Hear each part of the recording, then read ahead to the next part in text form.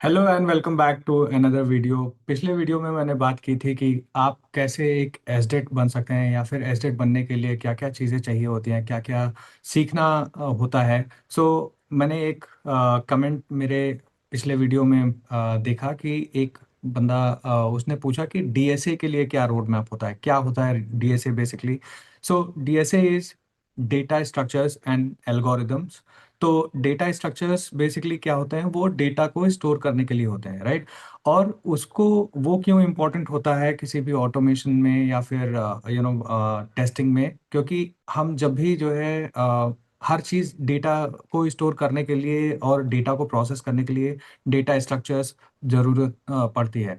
तो इस वीडियो में हम बात करने वाले हैं कि कोई एक फ्रेशर्स के लिए या फिर अगर आप एसडेट बनने के लिए इंटरव्यू देने जा रहे हैं या फिर आप ऑटोमेशन टेस्टिंग में किसी इंटरव्यू में जा रहे हैं, तो एज अ फ्रेशर कौन कौन से डीएसए या फिर डेटा स्ट्रक्चर्स आपको पढ़ने चाहिए। और मैं इस वीडियो के अंत में आपको एक 30 डे का प्रैक्टिस प्लान भी देने वाला हूँ। So keep watching till the end because मैं एक 30 डे का प्लान मैंने बनाया हुआ है और उसी को हम इस वीडियो में डिस्कस करेंगे। आपको डीएसए के लिए बहुत सारी चीज़ें नहीं पढ़नी होती हैं। आप अगर जावा लैंग्वेज को अगर देखोगे तो बहुत सारे डीएसए हैं, बट आपको एसडेट बनने के लिए 100 तरह की चीज़ों की ज़रूरत नहीं है। तो इस वीडियो में आप कंप्लीट क्लैरिटी पाओगे कि क्या क्या चीज़ें मुझे पढ़नी चाहिए। और आप जस्ट उसको अगर फोकस करते हो तो आई एम डैम श्योर कि अगर आप वो सारी चीज़ों पे फोकस करोगे तो easily you will be crack any interview questions related to DSA. तो अभी let me share my screen और फिर उसके बाद हम देखते हैं कि क्या क्या चीज़ों की ज़रूरत पड़ती है। तो अभी राइट नाउ अगर आप देखो तो आपको 10 चीज़ों की ज़रूरत नहीं होती है, राइट। कोई भी अगर आप एसडेट के लिए प्रिपेयर कर रहे हो या फिर सॉफ्टवेयर टेस्टिंग के लिए प्रिपेयर कर रहे हो तो आपको तीन चार चीज़ों की ज़रूरत होती है बस। पहला है स्ट्रिंग, और दूसरी चीज आपको जरूरत है लिस्ट्स की।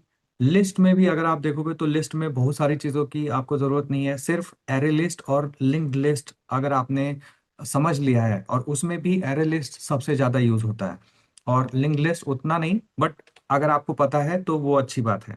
सेट में अगर आप देखो तो सेट में भी हैश सेट जो है वो सबसे ज्यादा यूज होता है, क्योंकि वो डुप्लीकेट वैल्यूज को रिमूव करने के लिए यूज होता है। और फिर लिंक्ड हैश सेट वो भी यूज होता है बट उतना ज्यादा नहीं। तो हैश सेट अगर आपने जान लिया तो वो भी बहुत हेल्प करेगा। अब नेक्स्ट चीज है मैप। मैप में भी अगर आप देखो ये सारे इंटरफेसेस हैं, बट मैप में हैश मैप आपको पता होना चाहिए। हैश मैप के थ्रू आपको क्वेश्चंस आपको सॉल्व करने आने चाहिए कि कैसे हैश मैप का कहाँ पे यूज होता है, कहाँ पे आप यूज करोगे उसको।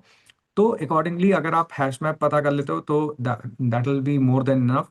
अभी हैश मैप के साथ मैप में ही स्टैक एक और चीज, एक और कॉन्सेप्ट होता है जो फर्स्ट इन फर्स्ट आउट होता है, फर्स्ट इन लास्ट आउट होता है बेसिकली।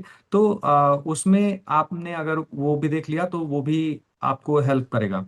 बट अभी आप देखो क्या क्या चीजें आपको नहीं चाहिए। वो बहुत इंपॉर्टेंट होता है कि क्या क्या चीजें नहीं देखनी है या फिर नहीं, बहुत ज्यादा इंपॉर्टेंट है।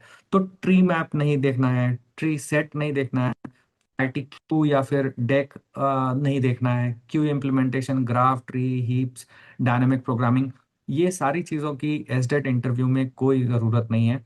तो अगर आप जस्ट मैं बताऊं फ्यू थिंग्स, तो अगर आपने एक स्ट्रिंग देख लिया, स्ट्रिंग के प्रोग्राम्स कर लिए, एरे लिस्ट के प्रोग्राम कर लिए, हैश सेट और हैश मैप के प्रोग्राम कर लिए, तो आप मोर देन 80% आपको डीएसए आता है।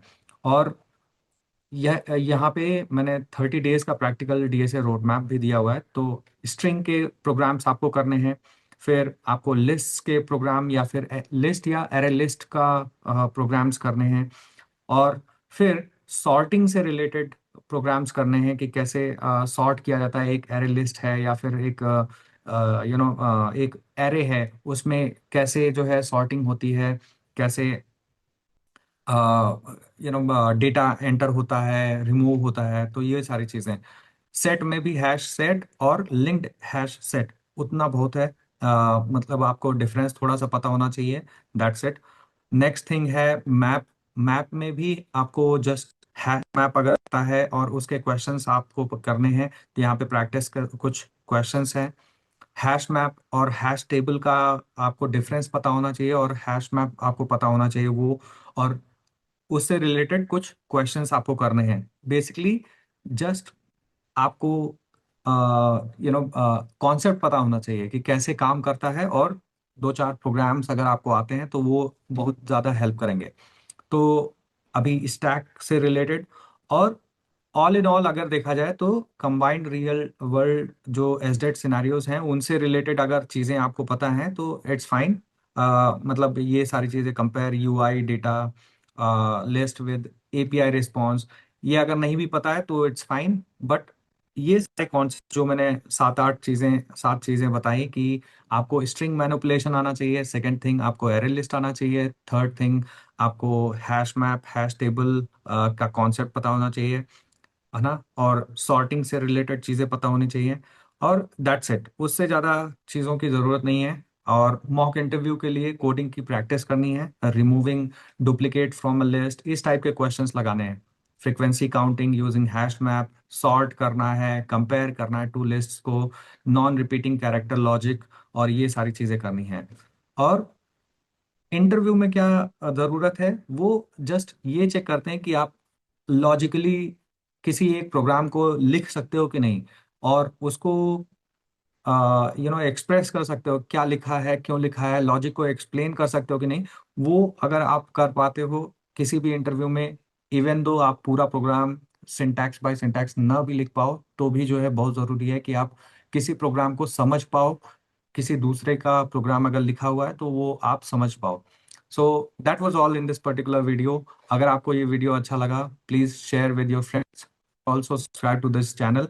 और अगर आपको कोई कुछ प्रॉब्लम है इंटरव्यू से रिलेटेड, या फिर जॉब से रिलेटेड, या फिर किसी भी टाइप की आपको प्रॉब्लम आ रही है पढ़ने में, समझने में, या फिर क्यूए सॉफ्टवेयर टेस्टिंग, या फिर कंटेंट क्रिएशन रिलेटेड थिंग्स, तो आप कमेंट में आप बता सकते हो, and I will be creating new videos, and I will see you in the next one. Do comment what you want next from me.